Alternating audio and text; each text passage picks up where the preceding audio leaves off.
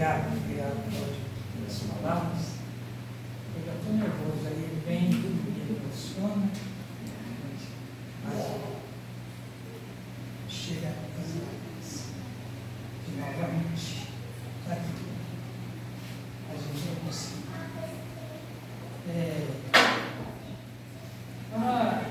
Quando a Dani pediu para a gente vir falar, eu preparei um roteirinho no sábado de manhã.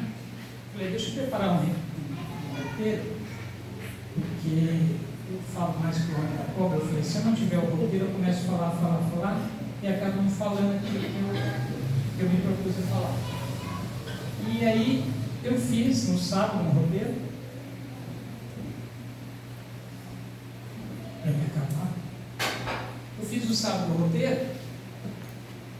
E na terça, ontem à noite, eu falei, deixa eu dar uma relida, para eu ver, né, como é que tá. E eu falei, nossa, 5 páginas. Eu falei, eu acho que é muita coisa. Deixa eu ver se eu consigo fazer um resumo aqui. E aí, aconteceu que na hora que eu terminei o resumo, as 5 páginas viraram 6. Então, não funcionou muito, não. Então, eu vou falando aqui, porque até meia-noite a gente tem tempo, né? O pessoal ainda preocupado com a novela, mas aproveitando o bordão do nosso amigo aí, vamos vencer, né? Vamos vencer. Mas fica tranquilo, hoje não tem jogo do Palmeiras. Ah, que bom. E ela comentou que tem bastante gente começando a frequentar a casa e tal. E eu me pus no lugar de vocês, relembrando também como que eu cheguei nessa casa. Então eu queria, antes de falar sobre as reuniões mediúnicas, que foi o que me propus a falar, eu queria falar para vocês um pouquinho da minha história rápido, tá? Tem umas 10 horas de termino. E dizer que eu também estive no mesmo lugar que vocês estão. Eu cheguei de São Paulo, eu morava aqui, trabalhava em São Paulo, nós mudamos para cá, e eu senti uma necessidade, eu queria dar uma cesta básica. Por quê? Sabe aquele negócio que a consciência começa a dar aquela pesadinha e tal, e você tenta fazer uma barganha com Deus, só escuta, não estou dando nada, não comprei meu tijolinho no céu ainda. Então, eu conhecia a dona Marcelina, era ex-patroa do meu pai, e eu falei com a dona Marcelina, eu sei que a senhora cuida da casa da sopa, eu nunca tive dúvida. E eu queria dar uma cesta básica. E ela falou, filho, a sua cesta é bem-vinda, mas o que eu quero mesmo é que você venha uma quarta-feira assistir uma palestra pública. Eu falei, tá bom, a senhora está convidando, eu vou, deixa eu conhecer. Aí, deixa eu ver, a Márcia ficou chorando, ela faz me emocionar. Aí, chamei a Márcia, vamos conhecer, vamos assistir uma palestra pública. Aí chamamos a Camila ainda pequenininha, e a gente começou a frequentar. Se não me engano, era o Davi, eu estava fazendo uma palestra, e eu sentei aí, e eu falei, o que eu estou fazendo aqui? De repente, ele foi fazendo a palestra, e foi falando as coisas, que aquilo foi chegando até mim, como coisas que parecia que eu já conhecia. Coisas que para mim tinham lógica, tinham coerência, entendeu? De falar sobre o Evangelho de Jesus, mas as morais de Cristo, as morais dos ensinamentos dele, das passagens do Novo Testamento, mas não contando o sofrimento dele, só os milagres, mas o sentido moral da sua mensagem.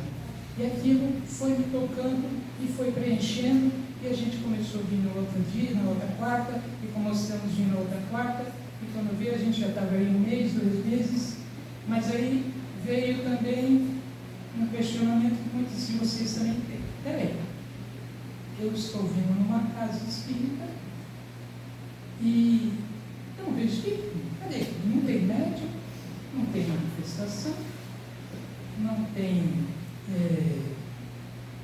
aquele médium vir falar com a gente. Eu falei, mas não é uma casa espírita, né? Então a mesma dúvida que vocês têm também. Foi isso, a gente vem na casa espírita esperando uma coisa e a gente vê outra. Então eu queria falar com vocês sobre isso, sobre as reuniões mediúnicas, se a casa espírita tem, se tem, por que a gente não assiste. Mas antes disso, a gente tem que discorrer um pouquinho do que é a casa espírita, do que é essa instituição. E eu tenho uma experiência também com o Manolo. Quando a gente foi frequentando já há alguns dias, eu falei, escuta, tem aquilo lá que está falando ali, Manolo, atendimento de Manolo. Aí procurei alguém da casa e eles falaram, é um médium. Sim, um médium que atende de domingo, todo segundo domingo ele vem. Eu falei, agora eu pego, então, agora eu sei. Então tem médium? Tem. Vou falar com o espírito? Vai falar com o espírito. Só que eu não sabia, ele é um médium de cura, né? Ele faz um atendimento no perispírito da gente, tirando nossas mazelas, nossas doenças, mas ele não faz aquelas cirurgias abertas, cirurgias no corpo espiritual, no nosso perispírito. Um dia, se vocês continuarem aqui, tenho certeza que alguém vai estar falando sobre o perispírito, que é o corpo que a gente usa para o nosso espírito. Nós, como centelhas divinas, nós, como seres eternos, que fomos criados por Deus, a gente usa para se manifestar. E é o elo de ligação entre esse corpo material e nós, como ser centelha divina, nós como espíritos imortais. Então, ele é o elo de ligação. E ele trata esse perispírito e depois, com o tempo, aquela cura que ele fez no corpo espiritual se reflete no nosso corpo físico. Então, ele trata isso. Ele não é um atendimento fraterno, não é nada, só que eu não sabia.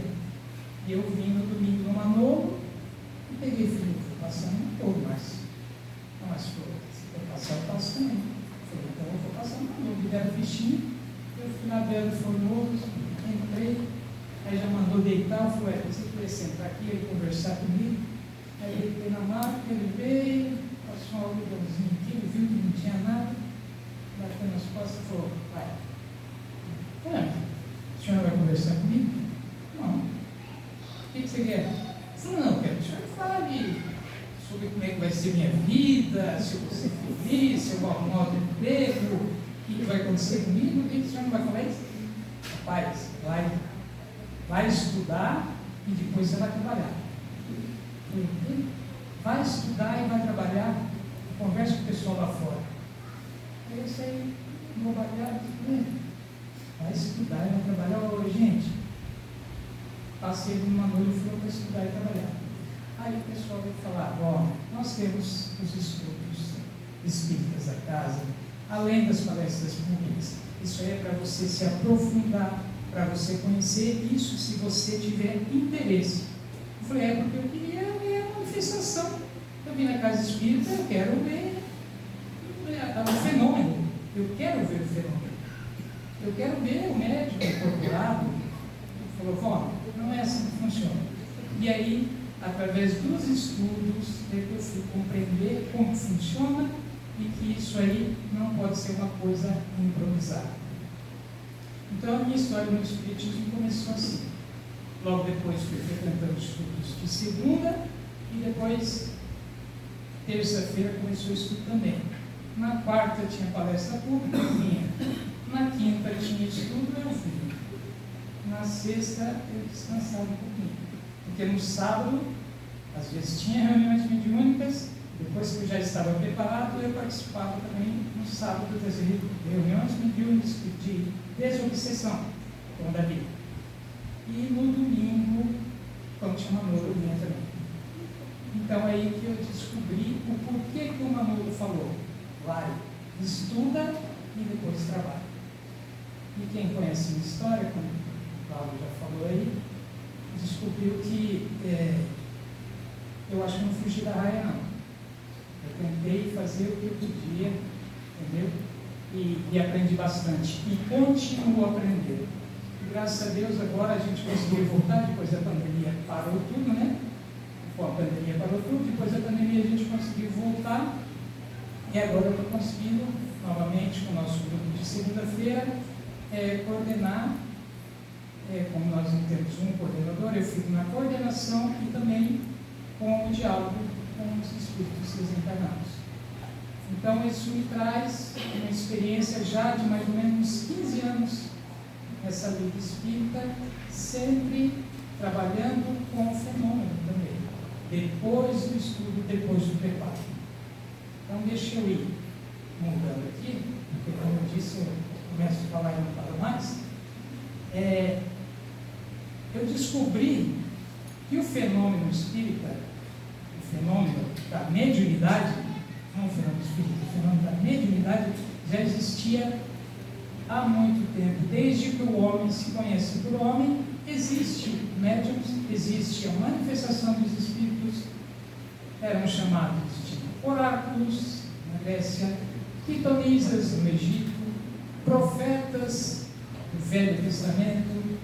Na época de Jesus, seus apóstolos tinham manifestações mediúnicas. Se você pegar a Bíblia e ler o Ato dos Apóstolos, vocês vão ver várias vezes o fenômeno mediúnico acontecendo. Isso já é prometido por Deus para nós, para a gente se melhorar. O propósito da mediunidade, o propósito da manifestação dos espíritos é a nossa edificação.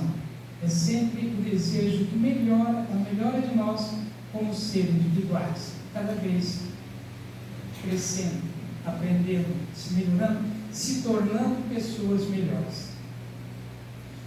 Mas chegou uma época que os romanos, alguns já conseguiram aderir ao cristianismo e acabaram tomando conta da situação, porque eles falaram, nós também somos cristãos agora e deixa com a gente que a gente vai cuidar disso aí.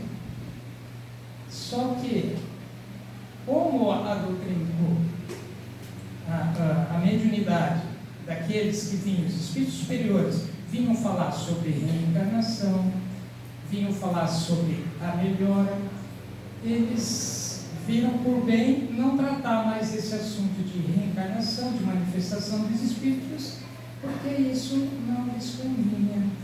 Como é que pode ele falar, hoje eu sou um imperador romano, então na próxima vida eu posso vir nascer como um judeu, posso vir nascer como um mendigo?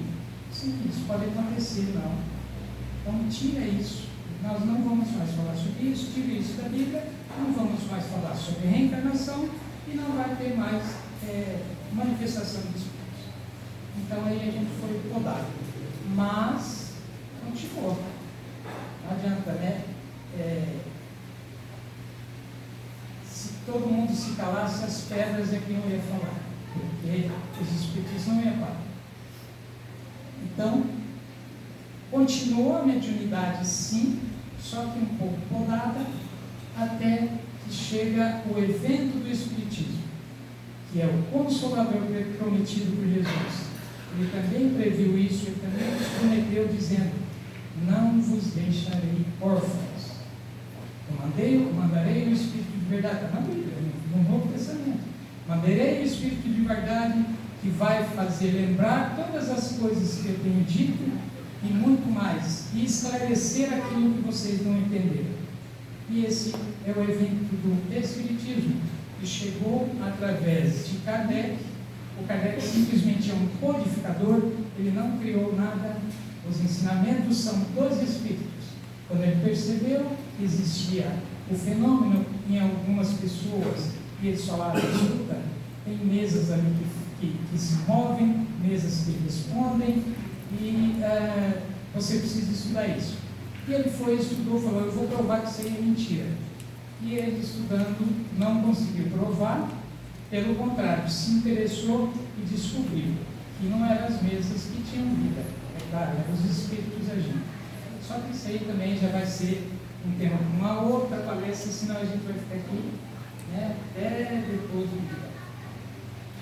Mas por que eu queria falar isso? Porque através da codificação dele, ele nos trouxe o livro dos Espíritos, trouxe o livro dos Médiuns, trouxe o Evangelho segundo o Espiritismo, que foi lido aqui hoje, nos trouxe o livro Céu e Inferno, mostrando as situações dos Espíritos depois que desencarnam, quais as situações que eles se encontram no plano espiritual, e mostrou a Gênese, que vai explicar toda criação do mundo, como é que foi, mas sempre baseado na ciência, sempre baseado na lógica.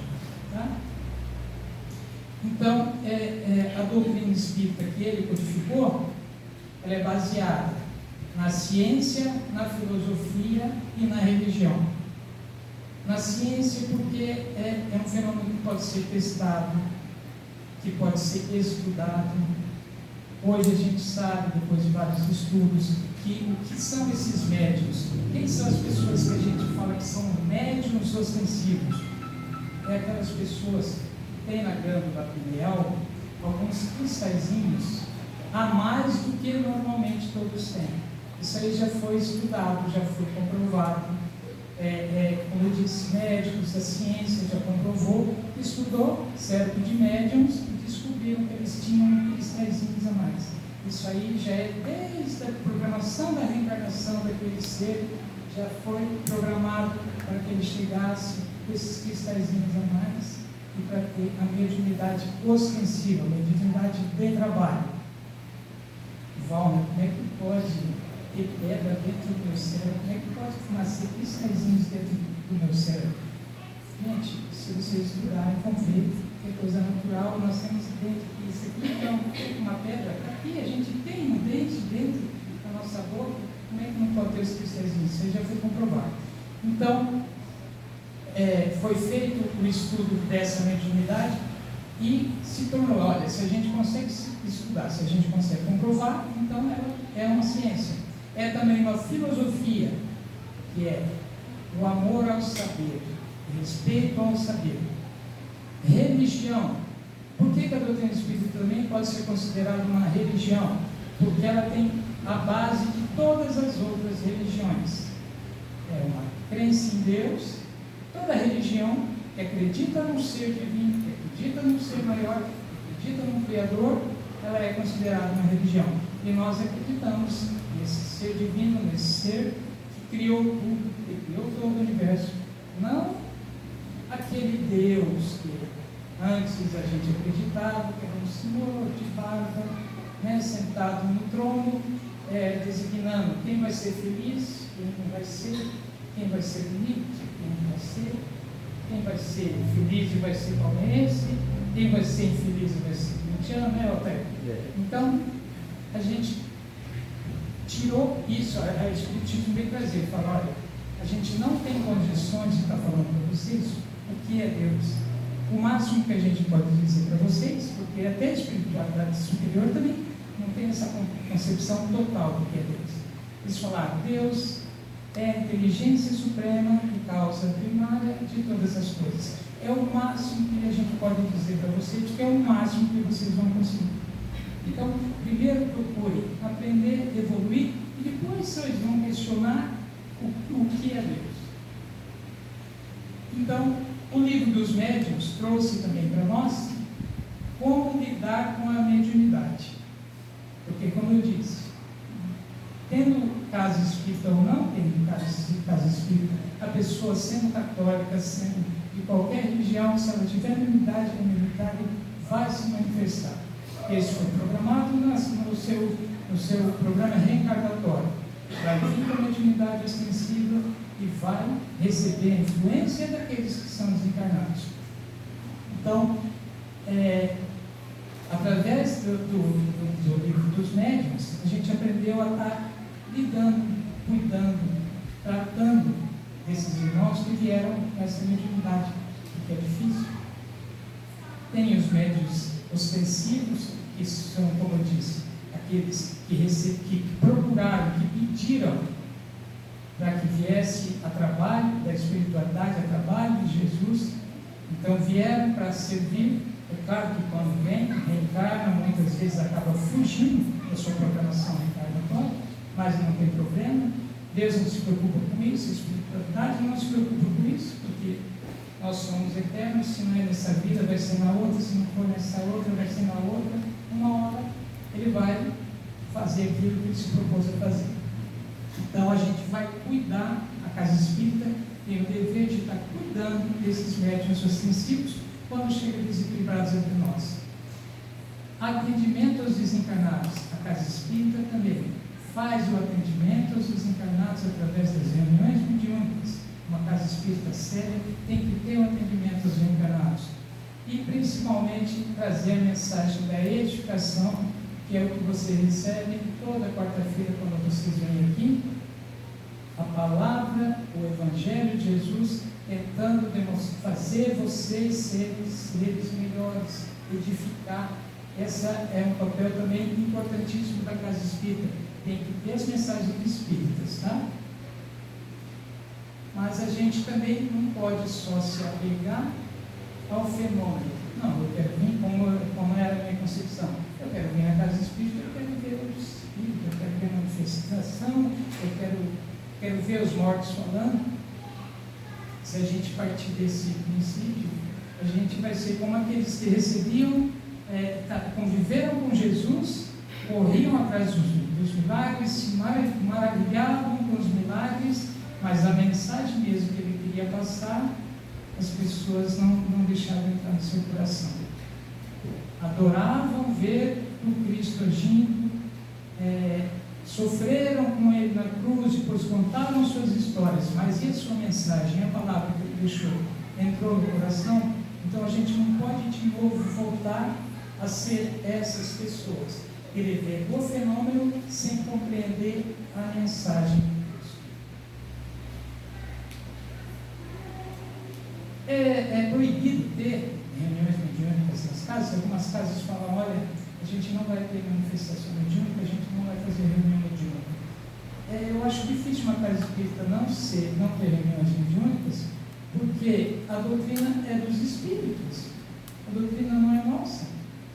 Então, se a gente chegar aqui e falar: escuta, acabou, não vai ter mais reuniões mediúnicas, a gente vai ficar falando só palestra.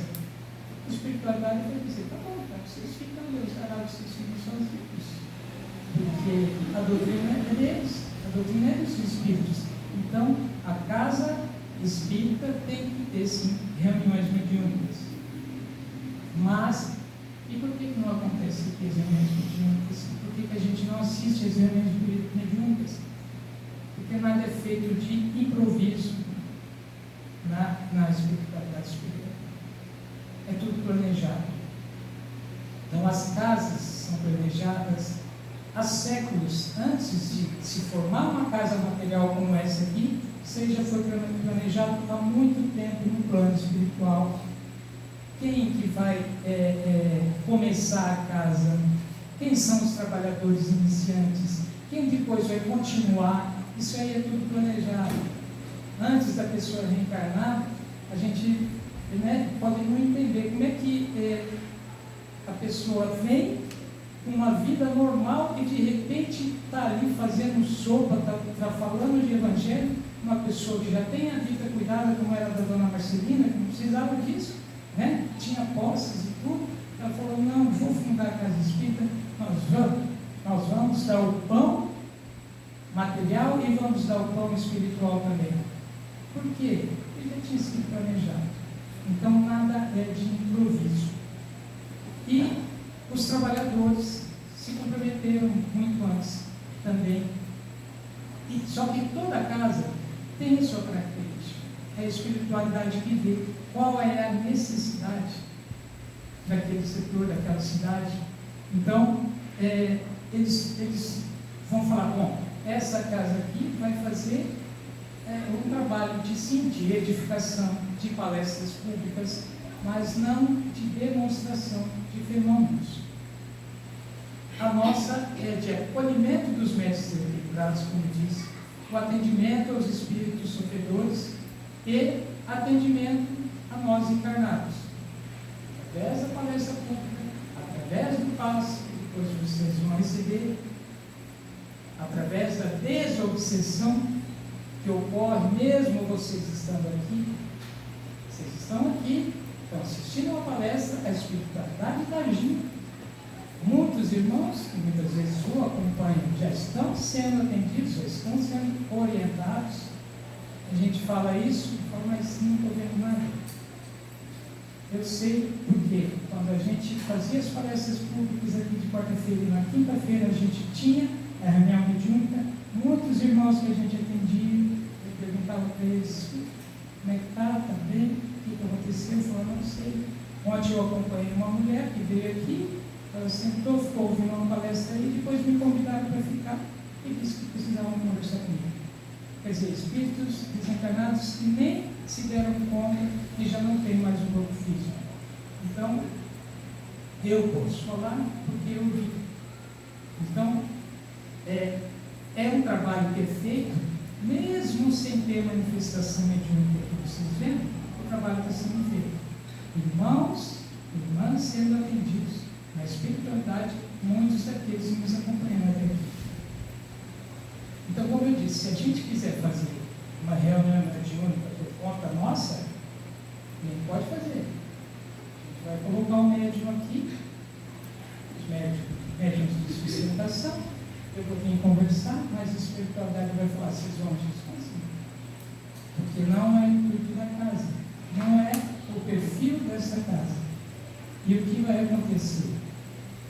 Eu vou estar falando aqui com o médium ele recebe todas as vibrações dos espíritos desencarnados, mas recebe também as vibrações de nós encarnados. Então imagine uma multidão aqui, eu conversando com o espírito. O que lá dentro, se fosse uma reunião séria, os médiuns de sustentação estariam lá, orando por aquele irmão que está sendo atendido, pedindo a Deus para que ele passe a enxergar os espíritos superiores que estão ali para ajudar ele, pedindo a ele para ele acalmar, pedindo a ele para ele se melhorar. Aqui, o que ia acontecendo? Você olhando e falando, será que tem espírito aqui? Nem eu conheço aquela mulher ali, que tem espírito nada, não é médium nada não. Ah, será que não é meu irmão que morreu? Não, está parecendo um meu irmão. Olha as vibrações que vão chegando. É desequilibrante. Não tem como a gente estar fazendo uma reunião mediúnica sem preparo. Não vai acontecer. Por isso que a espiritualidade fala, as reuniões mediúnicas têm que ser privadas com pessoas que sabem o que vão fazer lá dentro e sabem como ajudar. Não tem como a gente estar aprendendo aqui e vai ser motivo às vezes até de chacota. É um médium homem recebendo um espírito de mulher, né? vai criar risotas. É complicado. Então, a nossa casa trabalha sim com reuniões mediúnicas, mas depois que a pessoa passou por estudo, passou por uma preparação. Existem casas que têm a manifestação pública, por exemplo, de psicografia, tem, mas aquilo ali, o médium já veio preparado para aquilo. A equipe espiritual que auxilia ali de proteção para que as vibrações do público não cheguem até o médium é muito grande, entendeu? E a casa também foi criada para aquele objetivo. Então, existem casas que têm a psicografia, que vão receber, não é todo mundo que recebe. Como dizia o Chico, o telefone toca de lá para cá, não é daqui para lá. Então não adianta você chegar lá e falar, escuta, eu vim aqui porque meu pai desencarnou, eu quero receber mensagem dele. Não é assim que ocorre. Então, cada casa com a sua característica, cada médium com a sua característica, e vai se encontrar no meio onde ele pode servir melhor. Porque o médium veio para servir. Não veio para dar espetáculo, não veio para se aparecer. A nossa casa é frequentada, vários médiuns específicos estão aqui entre nós, outros dias estão aí, ninguém está se promovendo, falando, eu sou médium, não é o intuito. Para nós que somos espíritos que a gente conhece, a gente fala, ser médium, está vendo? Deve ter vontade muito, porque veio para trabalhar, e trabalhar muito, para sofrer. Então, a casa espírita, para ter uma reunião mediúnica séria, é necessário um coordenador com conhecimento da doutrina, tem que conhecer a doutrina para estar coordenando tudo. Precisa de um dialogador, aquele que vai conversar com o espírito desencarnado através do médium, com conhecimento e com experiência, já ter participado de várias reuniões mediúnicas, como ali aprendiz, para poder estar dialogando. Tem que ter responsabilidade. O médium, pessoa médium que chegou dentro da casa é médium extensivo? É. Por quê? Porque vê, porque ouve, porque sente dores, passa mal, está recebendo as vibrações de espíritos encarnados, está desequilibrado, vai receber estudo, vai receber o aprendizado, vai se orientar, vai receber tratamento, para depois começar a participar da reunião mediúnica e trabalhar, e ter muita vontade de servir, porque a gente sabe que é difícil. Os médiuns de sustentação vão estar ali atuando, são os médiuns que não vão receber espíritos, mas eles vão estar ali equilibrando a reunião mediúnica, através do pensamento, da oração, vão estar equilibrando para que a espiritualidade possa estar ajudando no atendimento. Todos esses trabalhadores, pessoas privilegiadas, não. Pessoas, espíritos evoluídos, não. Todo mundo pagando débitos do passado, resgatando esses débitos, socorrendo desconhecidos, mas que são nossos irmãos no universo. Todos que são ali, a gente não quer saber quem que era, onde que morava, a gente vai e simplesmente aprende e socorre. Então, numa reunião mediúnica séria não tem evocação. Vou participar, eu já estou há tanto tempo na reunião mediúnica, no meu caso mesmo, posso pegar e falar, escuta, minha mãe já faleceu já há alguns anos, não tem como trazer minha mãe aqui. O que é isso? Egoísmo, não é? Querer se atender a você, aproveitando a oportunidade ali, não é assim que funciona. É fácil ser médium? Pergunta para quem é. Compromisso, tem que ter o compromisso de dar. A espiritualidade já age antes do médium chegar aqui, eles já sabem quais espíritos vão se manifestar. Sentir as dores dos irmãos desencarnados, sentir o desequilíbrio emocional desses irmãos desencarnados e sofrer principalmente, muitas vezes, incompreensão da família, daqueles que ficam em casa. Onde que você vai? Você vai lá, mexer com os espíritos, mexer com a mamãe, fica aqui, tem que ficar cuidando de casa, tem que ficar indo lá. Muitos médiuns abandonam a vida espírita exatamente para poder atender a caprichos, às vezes, daqueles que ficam em casa, que não compreendem o que está acontecendo com ele. Por quê? Porque não estudam, não aprenderam. Então, se a pessoa fala, escuta, mas eu queria participar da reunião mediúnica, é proibido? É só elite? Então, é só... Quem que vai conseguir participar da reunião mediúnica, então? Vai ser aquilo que eu falei. O estudo, para conhecer, para compreender o que é feito ali, para que é feito, e ter, como eu disse, essa imensa vontade de servir e não ser servido. A espiritualidade não está ali para atender os nossos caprichos, está ali para atender irmãos que não tiveram a oportunidade que vocês estão tendo aqui hoje, de conhecer que existe um mundo espiritual, que nós somos espíritos eternos e que, queira ou não queira, nós vamos deixar esse corpo. Uma hora ou outra não vai ficar ninguém aqui para semente. E você aprendendo um pouquinho que seja, já vai ajudar bastante. Sabe quem? Aquele que conseguiu trazer vocês aqui hoje, que são seus anjos de guarda. E fala, puxa vida, que bom que ele foi.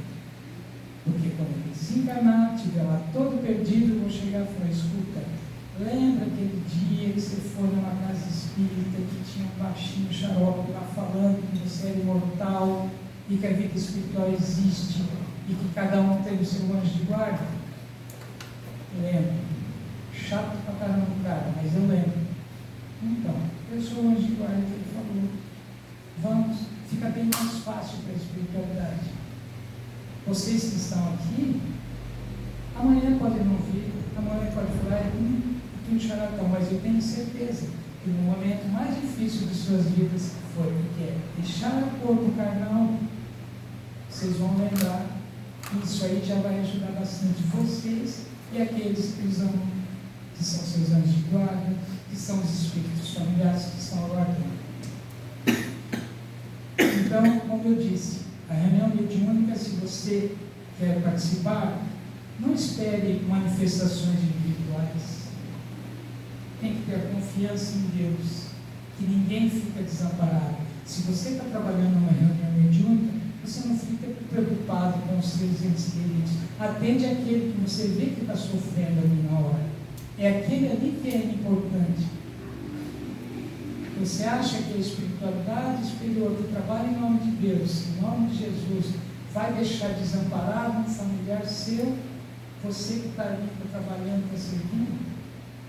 A outra que você nem conhece, não sabe o nome? Aí basta ter a confiança em Deus. Fala, eu sei. O meu ente querido vai estar bem. Porque eu vou pedir a Deus por ele. Então, o maior bem que você pode fazer para um irmão seu, para um pai seu, para um ente querido seu que partiu, não é ficar pedindo a manifestação dele através dos médicos. É estar orando por ele. Se ele estiver mal, a sua oração vai chegar até ele, a espiritualidade vai agir através do seu pedido, através da sua oração e vai ajudar ele. E se ele estiver bem e a gente vem com esse petitório? Ah, meu Deus do céu, mas é muita saudade, como eu queria que ele viesse aqui, como eu queria que ele se manifestasse. Poxa vida, o Espírito veio, cumpriu sua jornada, já está lá preparando para a próxima, já está melhor, já está equilibrado no mundo espiritual, toca, a gente fica chamando ele de volta através do pensamento. Porque chama. O pensamento chega a qualquer lugar, não tem distância. E ele vai receber essas vibrações desequilibrantes suas e vai se desequilibrar também. Então, querer que um ente que partiu, que cumpriu a sua prova aqui, não interessa com quantos anos partiu, não interessa que modo que partiu. Se foi para o lado de lá, é que chegou a hora. E aí a gente fica chamando de volta, é como aquele parceiro de cela, aquele que estava preso junto com você, cumpriu a pena dele, sua pena é de 15, a pena dele era de 10. Deu os 10 anos, libertam ele, você fica preso. O que você faz? Ô filho, volta para cá, volta aqui para a cela junto comigo. Eu falei, eu já estou livre, eu já paguei minha pena. Eu falei, não, mas eu sinto muita saudade sua. Volta aqui, preciso de você. Isso é egoísmo, porque você não perdeu um pai, você não perdeu seu pai, você não perdeu sua mãe, você não perdeu seu filho, porque nada disso é seu. Cada ser, cada indivíduo é um. Então, se você tem o amor, sim, você vai orar por esses entes queridos, para que eles fiquem bem, para que eles estejam bem. Isso aí ia ajudar muito os processos de obsessão, como eu disse. Porque a gente acaba atraindo esses irmãos desequilibrados, muitas vezes, para dentro de nossas casas. E aí você chora de saudade e ele chora do lado de lá. Ah, eu tenho vontade de morrer também. Ele fala, ah, meu Deus, eu também já morri, eu quero morrer de novo, não é mais. Então, desequilíbrio trazendo desequilíbrio. Vamos, mas como é que eu vou conseguir suportar essa dor? Como é que eu vou aguentar? Conheça, estude, aprenda. Saudade, vamos sentir sim. Mas se você tiver confiança que um dia vai se reencontrar, que esse amor, esse laço de amor que criou, nunca vai se desfazer, que esse irmão, que muitas vezes se encarnou aqui, que era um pai seu, que era um filho seu, chega do outro lado lá, reencontra os parentes de outras encarnações. Ah, eu perdi meu filho, está lá agora, não sei onde está. Ele está lá e está encontrando uma outra mãe que já foi de outra vida, que está cuidando dele também. Por quê? Porque ninguém é de ninguém. Cada um com a sua experiência. Cada um com a sua necessidade. Então a gente tem que aprender a não ser egoísta. com esses pensamentos. Então, como eu disse, chegando já ao final, está quase uma hora, né, agora? 15 para as 9, que hora que termina? 15, 10 para as 9, Tá. A gente vai conseguir se melhorar, ajudar os irmãos nossos queridos, não através de fazendo reuniões mediúnicas públicas e vendo espetáculos, e vendo fenômenos, e muitas vezes vendo e não acreditando. Voltando, como eu disse, à época de Jesus, que ele vê Jesus fazendo milagre. Na hora que ia dar o sermão, não quer ouvir. Na hora que ele ia falar o que você tinha que fazer, amar o seu inimigo, que amar meu inimigo nada. Eu quero que você vá lá e cure meu filho, eu quero que você vá lá e cure meu irmão que está cego, aleijado. Ah, mas na hora de ele falar, o amar os vossos inimigos, ninguém queria ouvir. Então a gente não pode voltar a esse tempo. É estudar o Evangelho de Jesus aqui, compreendendo a moral, os ensinamentos dele, e isso se melhorar como indivíduo, se melhorar como pessoa. Esse é o objetivo do cristianismo, da espiritualidade, da doutrina espírita. A gente se tornar pessoas melhores. Porque senão a gente vai continuar vindo, vai continuar voltando, vem de novo, volta de novo, até quanto mais rápido a gente aprende, mais rápido acelera o passo, mais rápido a gente para com esse sofrimento de estar encarnando aqui no mundo de provas e expiações. A Terra não é um mundo de felicidade. Quem encarna aqui não vem para sofrer, vem para aprender, vem para expiar as faltas e vem para passar por provas. Não é fácil. Mas se a gente quiser um dia falar, não, realmente agora encontrei a felicidade verdadeira, a gente tem que se melhorar cada vez mais. Não essa felicidade fugidia, essa felicidade momentânea de bens materiais, acaba. Como eu disse esses dias num vídeo publicado lá, a pessoa nasce sem trazer nada, morre sem levar nada, e nesse intervalo entre os dois fica brigando por bens que não vai levar. É isso que a gente faz. Não trazemos nada, não vamos levar nada, mas nem esse corpo vai ficar aqui. E nesse intervalo que a gente faz, fica brigando por coisas materiais, por bens que nós não vamos levar. Então é isso que a gente tem. Aos pouquinhos isso vai chegando. Isso aí não é um passo de mágica. É aos poucos, é uma palestra aqui, é um estudo com um livro ali, é um vídeo no YouTube ali. A doutrina espírita tem uma gama aí de assuntos a serem tratados, basta você procurar e falar, peraí, eu quero saber sobre desobsessão, bondade, Valdo Franco, desobsessão, obsessão, eu quero saber sobre suicídio, bondade, Valdo Franco, qualquer palestrante espírita que a gente sabe que é pessoa séria, coloca lá, eu quero falar sobre isso, assim, problemas de família. Tem uma gama de ensinamentos, é só a gente procurar, buscar, estudar, aprender. E isso aí só tem que partir de nós, porque o tempo passa rápido. Quando a gente vê, a gente já está deixando esse corpo espiritual e a gente volta lá, sem todos os bens que a gente trabalhou, tanto perdeu tanto tempo aqui. E chega lá e fala, o que eu aprendi? O que eu melhorei? Não vai ter julgamento, não chega lá, não vai ter, olha, deixa eu ver, hein? Ah, você fez isso e tal, Valmir, você comprou aquela cesta básica e agora você não é isso, não. É a sua consciência que vai dizer, olha, eu tornei um pouco melhor conseguir. um pouquinho melhor. Por quê? Porque antes eu era ofendido, eu ia lá, eu agredia, eu batia, eu xingava. E agora, falando, não, agora eu só penso em agredir, eu penso em esganar, mas eu já não esgano mais. Então já melhorei. Já está bom. Antes eu matava. E nessa vida aí? Não teve jeito de cair por roubo. Mas não matou? Não matei. Já melhorou um pouquinho. Não está bom, mas pelo menos não afundou mais. Ou pelo menos não estacionou.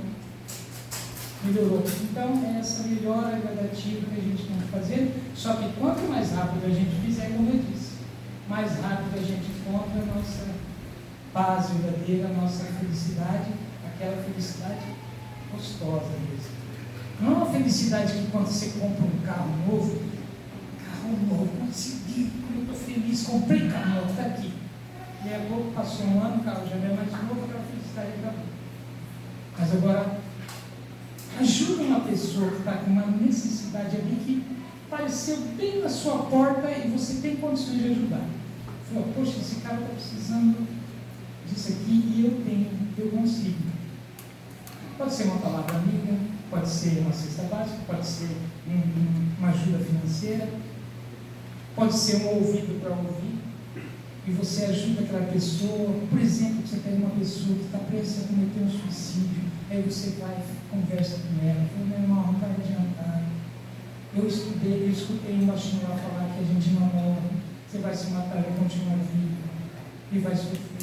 E se você tira a pessoa daquela situação, que você reencontra aquela pessoa, fala, olha, consegui, estou tocando em frente, está difícil, mas eu não penso mais em matar não. Se sente uma alegria. Aí essa alegria é verdadeira. Essa alegria dura, porque toda vez que você vê aquela pessoa, e toda vez que você lembrar daquela situação, você vai falar, puxa vida, eu consegui ajudar alguém. Eu consegui ser útil. Aí, essa alegria você leva dentro do seu coração para sempre. E principalmente quando você chegar ao plano espiritual, a sua consciência vai cobrar. O que eu fiz de bom? Eu lembro. Pelo menos uma pessoa eu ajudei. Isso é importante. Então, já falei demais pelo meu tamanho. O que eu quero trazer para vocês é mais também uma máxima do Espiritismo. Espíritas, amai-vos, eis o primeiro ensinamento. Espíritas, instruí-vos, eis o segundo ensinamento. Isso que nos trouxe foi o Espírito de Verdade, Paris, 1860. Essa mensagem está no Evangelho segundo o Espírito de Jesus. Que Deus te abençoe.